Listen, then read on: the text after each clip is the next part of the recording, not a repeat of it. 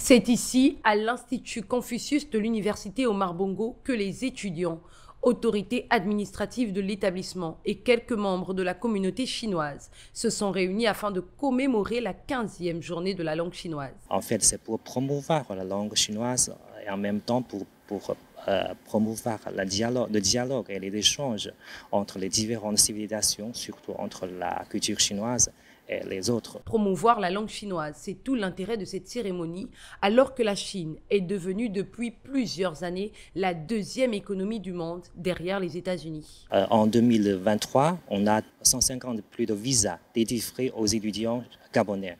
Vous savez, alors la langue chinoise est la plus parlée. Je pense que ça, c'est la première chose. Et puis, vous savez maintenant, la Chine comme une puissance économique et commerciale très significative sur la chaîne internationale.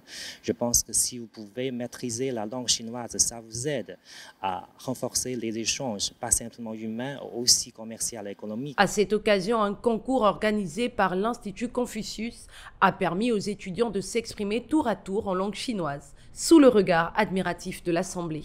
L'objet de ce concours était de dire pourquoi nous aimons la langue chinoise. Tout a commencé avec un film. Je me suis intéressé à un film. Et après, j'ai eu à travailler avec des Chinois.